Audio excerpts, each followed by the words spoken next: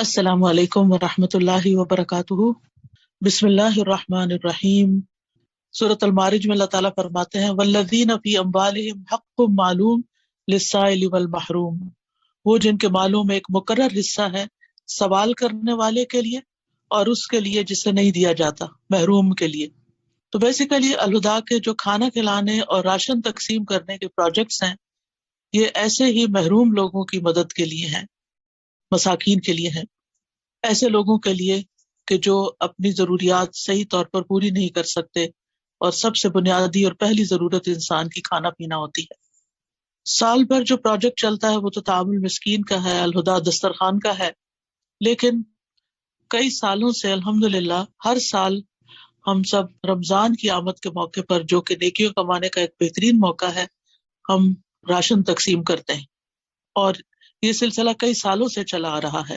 رمضان ration کا کام کیوں کرتے ہیں، اور پھر اس کام کو ہمیں کیسے کرنا چاہیے، اس کام کا فائدہ کیا ہے، اور کیا یہ واقعی کرنا بھی چاہیے یا نہیں، اور اگر کرنا چاہیے تو کس طریقے سے کرنا چاہیے تاکہ ہم اللہ سبحانہ تعالیٰ سے اجر لے سکیں، اور ہم اپنے مسلمان ہونے کی حیثیت سے جو ذمہ داریاں ہیں ان کو بھی پورا کر سکیں۔ کھانا کھلانے کے بارے میں قرآن مجید کے اندر سورۃ الانسان میں اللہ سبحانہ تعالیٰ فرماتے ہیں وَيُطْعِمُونَ الطَّعَامَ عَلَى حُبِّهِ مِسْكِينًا وَيَتِيمًا وَأَسِيرًا إِنَّمَا نُطْعِمُكُمْ لِوَجْهِ اللَّهِ لَا نُرِيدُ مِنْكُمْ جَزَاءً وَلَا شُكُورًا، اور خود کھانے کی محبت کے باوجود وہ مسکین اور یتیم اور قیدی کو کھانا کھلاتے ہیں، اور انہیں کہتے ہیں کہ ہم تمہیں صرف اللہ کے چہرے کی خاطر کھلاتے ہیں، ہم تم سے نہ کوئی بدلہ چاہتے ہیں اور نہ شکریہ۔ یہ اہل ایمان کی صفت بیان ہوئی ہے، جو لوگوں کو، جن میں مسکین، یتیم اور اسیر شامل ہیں، اللہ کی محبت میں اور کھانے کی محبت کے باوجود ان کے کھانے کا انتظام کرتے ہیں، یعنی مسکینوں کے کھانے کا انتظام کرتے ہیں، یتیموں کے کھانے کا انتظام کرتے ہیں، قیدیوں کے کھانے کا انتظام کرتے ہیں، اور یہ خالصتاً اللہ کے چہرے کی خاطر کھلاتے ہیں، باوجود اس کے کہ وہ خود بھی کھانے کے محتاج ہوتے ہیں، بعض اوقات ضرورت مند ہوتے ہیں، پھر بھی وہ اوروں کو ترجیح دیتے ہیں۔ اور عمومی طور پر بھی آپ دیکھیں تو ہمارے مال میں فقراء کا حق ہے، کیونکہ اسلام میں ضرورت مند لوگوں کو کھانا کھلانے کا حکم بھی دیا گیا ہے۔ کھانا کھلانا انبیاء کی صفت بھی ہے۔ آپ جانتے ہیں کہ ابراہیم علیہ السلام کے پاس جب فرشتے آئے تو انہوں نے ان کو معزز مہمان سمجھا، انہوں نے آ کے سلام کیا، اور سلام کا جواب دیتے ہی فراغ الی اہلہ فجاء بعجل سمین، چپکے سے وہ اپنے گھر والوں کی طرف گئے اور بھنا ہوا موٹا تازہ بچڑا لے آئے، یعنی مہمانوں کی مہمان نوازی کے لیے۔ نبی صلی اللہ علیہ وسلم نے فرمایا بھوکے کو کھانا کھلاؤ، بیمار کی تیمارداری کرو، اور قیدی کو رہائی دلاؤ۔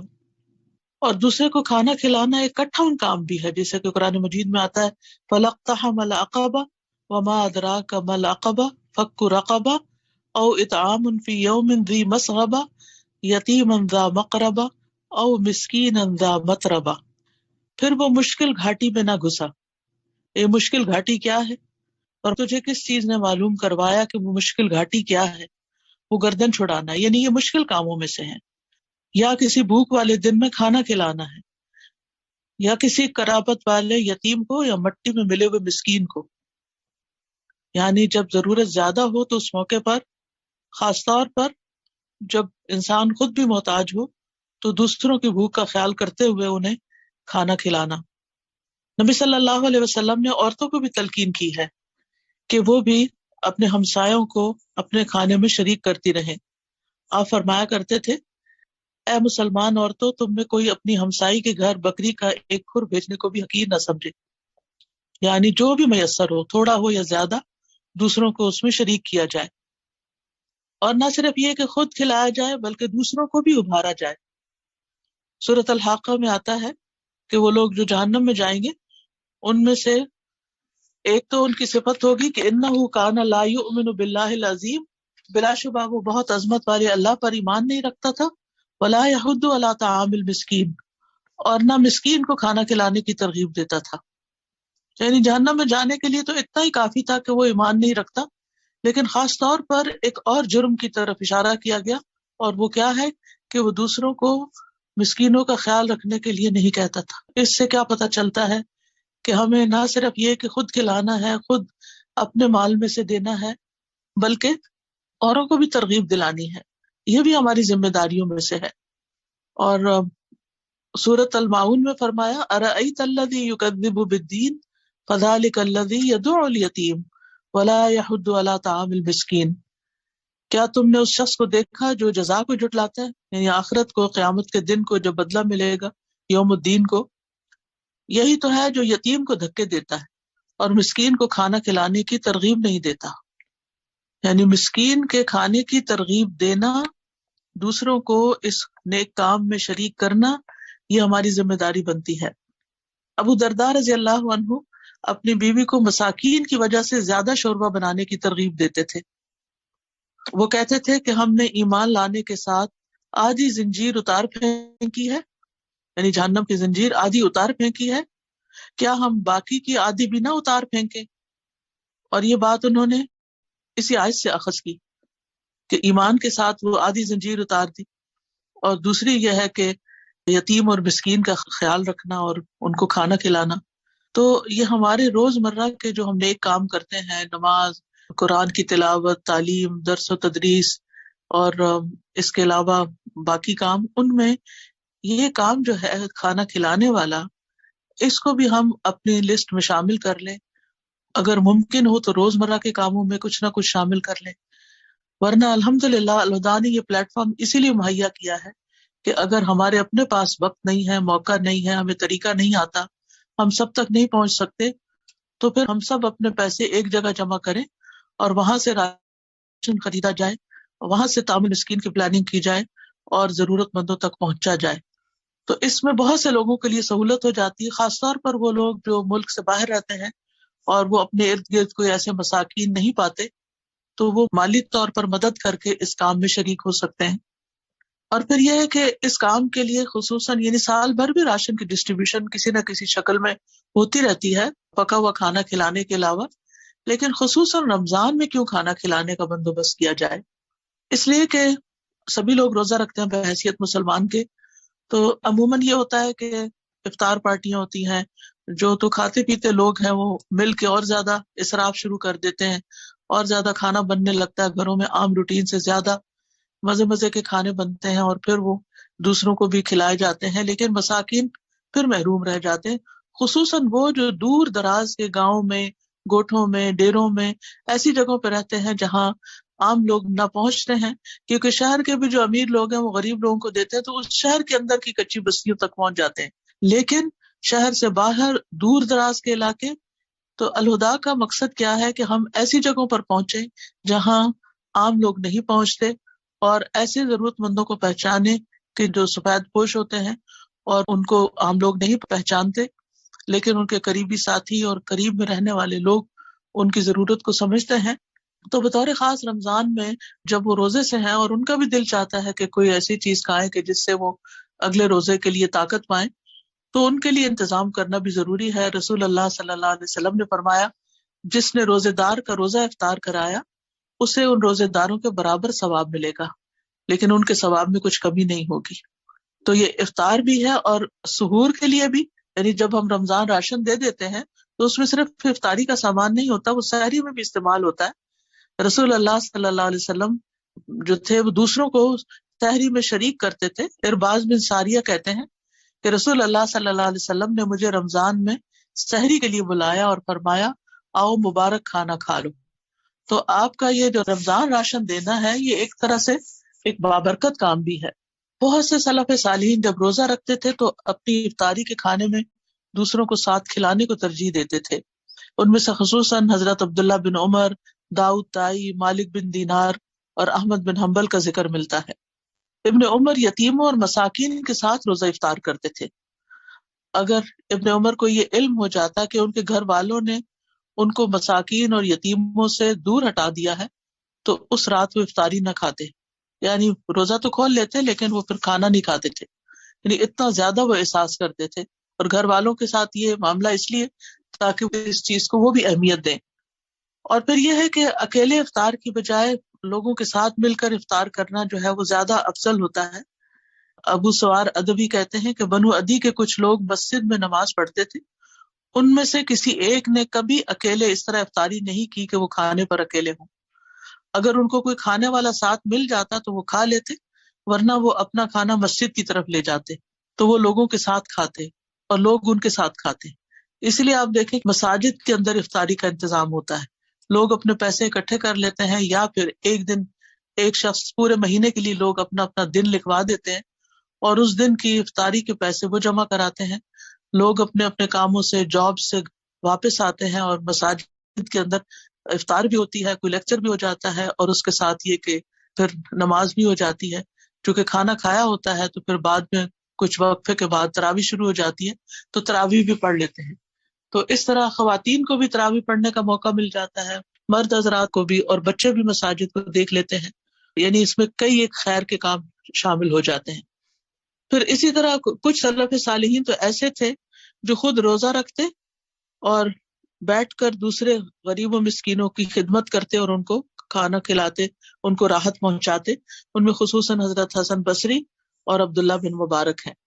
اور ویسے بھی دیکھیں تو کھانا کھلانے کا اجر ہے کسی بھی شکل میں، چاہے کھجور ہو، فروٹ ہو، دودھ ہو، چاول روٹی ہو، یا آٹا راشن ہو، کوئی بھی چیز ہو، یعنی جو کھانے کی چیز ہے. ابن عمر کہتے ہیں کہ ایک آدمی نبی صلی اللہ علیہ وسلم کے پاس آیا اور کہا، اے اللہ کے رسول، کون سے لوگ اللہ کو زیادہ محبوب ہیں اور کون سے اعمال اللہ کو زیادہ پسند ہیں؟ تو رسول اللہ صلی اللہ علیہ وسلم نے فرمایا، وہ لوگ اللہ تعالیٰ کو زیادہ محبوب ہیں جو دوسروں کے لیے سب سے زیادہ فائدہ مند ہو. اب اس موقع پر ہمیں یہ سوچنا ہے کہ ہم کس طرح دوسرے لوگوں کے لیے زیادہ سے زیادہ فائدے کے بن سکتے ہیں. اور اللہ عز و جل کے نزدیک سب سے پسندیدہ اعمال یہ ہیں: کسی مسلمان کو خوش کرنا، یا اس سے کسی تکلیف کو دور کرنا، یا اس کا قرضہ ادا کر دینا، یا اس سے بھوک کو دور کرنا. اور پھر یہ ہے کہ انسان خود بھی کھاتا ہے تو وہ بھی صدقہ شمار ہوتا ہے، بچوں کو کھلاتا ہے وہ بھی، بیوی کو کھلاتا ہے. نبی صلی اللہ علیہ وسلم نے فرمایا، تمہارا اپنے آپ کو کھلانا تمہارے لیے صدقہ ہے، تمہارا اپنے بیٹے کو کھلانا تمہارے لیے صدقہ ہے، تمہارا اپنی بیوی کو کھلانا تمہارے لیے صدقہ ہے، تمہارا اپنے خادم کو کھلانا تمہارے لیے صدقہ ہے. یہ وہ صدقہ نہیں جو مساکین کے لیے ہوتا ہے، اس سے مراد یہ ہے کہ یہ بھی ایک نیکی کا کام ہے. اور پانی کا ایک گھونٹ پلانا بھی صدقہ ہے. اور معمولی چیز بھی، جیسے ایک حدیث میں آتا ہے نا کہ آپ صلی اللہ علیہ وسلم نے فرمایا کہ اپنے اور آگ کے درمیان میں آڑ بناؤ، خواہ کھجور کے ایک ٹکڑے سے ہی کیوں نہیں، یعنی اس کو ہی صدقہ کر کے. اور پھر خاص طور پر جہاں بیوہ خواتین ہوں، یتیم بچے ہوں، مساکین ہوں، ان کے لیے جو دوڑ دھوپ کرتا ہے، ان تک یہ سب کچھ پہنچاتا ہے، چاہے آپ فنڈ ریزنگ کر رہے ہوں، پیسے اکٹھے کر رہے ہوں، پیسے گن رہے ہوں، پیسے ان سے راشن خرید رہے ہوں، اور راشن خریدنے میں جتنا بھی پروسیس ہے وہ سب، پھر اس کے بعد ڈسٹریبیوشن کا جتنا مرحلہ ہے، یعنی ان کے گھروں تک جب تک چیز پہنچ نہیں جاتی تو یہ ساری دوڑ دھوپ ہے. نبی صلی اللہ علیہ وسلم نے فرمایا، بیوہ اور مسکین کے لیے دوڑ دھوپ کرنے والا ایسا ہے جیسے کہ اللہ کے راستے میں جہاد کرنے والا، یا رات کو نماز قائم کرنے والا اور دن میں روزہ رکھنے والا. یعنی اتنا زیادہ اجر ہے ایسے محروم لوگوں کی خدمت کرنے میں. اسی طرح یتیم بچوں کے کھانے پینے کی ذمہ داری لینا، نبی صلی اللہ علیہ وسلم نے فرمایا، جو شخص مسلمان ماں باپ کے کسی یتیم بچے کو اپنے کھانے اور اپنے پینے میں اس وقت تک شامل رکھتا ہے جب تک وہ اس مدد سے مستغنی نہیں ہو جاتا، یعنی خود کمانے لگ جائے، تو اس کے لیے یقینی طور پر جنت واجب ہو جاتی. یعنی جو یتیم کا خیال رکھتا ہے اس کی بات کی جا رہی ہے. اور پھر یہ ہے کہ ہم جو بھی خرچ کرتے ہیں یہ اللہ سبحانہ تعالیٰ کے پاس جا کر اجر و ثواب میں بڑھتا چلا جاتا ہے. رسول اللہ صلی اللہ علیہ وسلم نے فرمایا، بے شک اللہ تم میں سے ہر ایک کی کھجور اور لقمے کو اس طرح بڑھاتا ہے جیسے تم میں سے کوئی آدمی اپنے گھوڑے کے بچھیرے کو بڑھاتا ہے، یہاں تک کہ وہ احد پہاڑ کے برابر ہو جاتا ہے. یعنی چاہے کھانے کا ایک لقمہ ہو یا کھجور ہو، وہ ہم اللہ کے راستے میں دے دیتے ہیں تو اللہ کے ہاں احد پہاڑ جتنا وہ یعنی اجر و ثواب جمع ہو جاتا ہے. اور ویسے بھی قیامت کے دن آپ دیکھیں کہ ہر شخص اپنے صدقے کے سائے میں ہوگا، یہاں تک کہ لوگوں کے درمیان فیصلہ ہو جائے. ابو الخیر کے بارے میں آتا ہے کہ کوئی دن ایسا نہیں جانے دیتے تھے جس میں کوئی چیز، خواہ میٹھی روٹی یا پیاز یا اسی طرح کی کوئی نہ کوئی چیز صدقہ نہ کرتے، یعنی کچھ نہ کچھ وہ روزانہ ضرور دیتے تھے. اسی طرح نبی صلی اللہ علیہ وسلم سے پوچھا گیا کہ کوئی ایسی چیز بتا دیں جس سے جنت لازم ہو جائے، تو آپ نے فرمایا، حسن کلام اور کھانا کھلانے کو لازم پکڑو. اور اب یہ ہے کہ یہ بات تو اچھی طرح واضح ہو گئی ہے کہ ہمیں یہ کام کرنا ہے اور کیوں کرنا ہے. یہ تو کیوں کا جواب ہے کہ اللہ کی رضا کے لیے کرنا ہے، اپنی عاقبت سنوارنے کے لیے کرنا ہے، اور کس کے لیے کرنا ہے وہ بھی ان حدیث سے واضح ہو گیا ہے۔ اب یہ ہے کہ کیسے کرنا ہے۔ ایک تو یہ ہے کہ آپ اپنے انڈیویجول لیول پر، انفرادی طور پر، اپنے گھروں میں، اپنے آس پاس محلے میں، اپنے نیبرز میں، اپنے قریبی کسی بستی میں ضرورت مندوں کو دیکھیں، وہاں پر آپ اس چیز کو پہنچائیں۔ دوسرا یہ ہے کہ وہ لوگ جو آپ کے قریب نہیں ہیں، دور ہیں، وہ آپ تک نہیں پہنچ سکتے، آپ خود ان تک نہیں پہنچ سکتے، تو ان کے لیے بھی راشن کا انتظام کریں۔ اور اسی مقصد کے لیے الہدا کے پلیٹ فارم پر رمضان راشن کا اہتمام کیا جاتا ہے، اور ایسے لوگ جو مستحق ہیں، جیسے فقراء ہیں، محتاج ہیں، ان تک پھر یہ راشن پہنچایا جاتا ہے۔ اس کے لیے ایک تو یہ ہے کہ آپ کھانے پینے کی چیزیں لا کر اکٹھی کر دیں، اور پھر کوئی ٹیم بیٹھے ان کو سارٹ آؤٹ کرے، اور پھر وہ اٹھائے اور پھر ٹرانسپورٹ کرے اور لے جائے، تو یہ بہت مشکل کام ہے۔ اور دوسرا یہ ہے کہ آپ پیسے جمع کروائیں، اور ان پیسوں سے ایک جگہ پر راشن خریدا جائے۔ جب اکٹھا خریدا جاتا ہے تو وہ سستا بھی ہوتا ہے، اور پھر وہاں ایک سسٹمیٹک طریقے سے اس کو پیک کروایا جائے۔ جیسے پچھلے دنوں آپ نے دیکھا ہوگا تصویروں میں، جو افغانستان میں سامان بھجوایا گیا ہے، وہ کتنے سسٹمیٹک طریقے سے پیک ہوا اور وہ وہاں تک پہنچایا گیا۔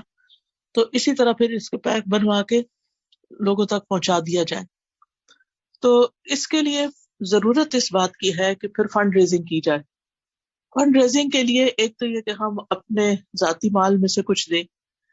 اس میں سے زیادہ سے زیادہ جمع کر لیں، جتنا بھی کوئی دے سکتا ہے۔ ایک بیگ، اگر ایک بھی نہیں تو اپنے، مثلاً آپ گھر کے 5 افراد ہیں تو ہر ایک کی طرف سے اگر 1,000 روپیہ جمع ہو تو 5,000 کا ایک بیگ آ جائے گا۔ اگر آپ میں سے ہر ایک اپنے گھر والوں میں سے ہر بندے کی طرف سے ایک بیگ کو اسپانسر کریں تو وہ بھی ہو سکتا ہے، اگر اللہ نے آپ کو اس کی توفیق دی۔ پھر اگر اللہ تعالیٰ نے آپ کو اس سے آگے کی توفیق دی ہے کہ اپنے والدین کی طرف سے جو زندہ ہے یا فوت ہو چکے ہیں ان کی طرف سے صدقہ کریں۔ پھر آپ یہ کہ آپ ایک نیت یہ کر لیں کہ جتنے بھی آپ کی فیملی کے جو عزیز پیارے فوت ہو چکے ہیں ان سب کے ثواب کے لیے ایک بیگ دے دیں۔ تو اس طرح کر کے یعنی کہ اگر ہر فیملی خود بھی اور پھر اپنے رشتہ داروں کو بھی موٹیویٹ کر کے بہت ایک ڈگنیفائڈ وے میں، بہت اچھے طریقے سے، کیونکہ دوسروں کو بھی تلقین کرنا اور ان کو بھی ابھارنا ضروری ہے۔ تو انشاءاللہ جب آپ یہ کام کریں گے تو اللہ سبحانہ تعالیٰ آپ کو اس کی جزا دے گا۔ اللہ تعالیٰ آپ سب کو جزائے خیر عطا کرے اور ہمارے اس کام میں برکت ڈالے، اور حقیقت میں جو مستحق لوگ ہیں ان تک ہم پہنچ سکیں۔ السلام علیکم ورحمۃ اللہ وبرکاتہ۔ سبحانک اللہم وبحمدک، اشہد ان لا الہ الا انت، استغفرک واتوب الیک۔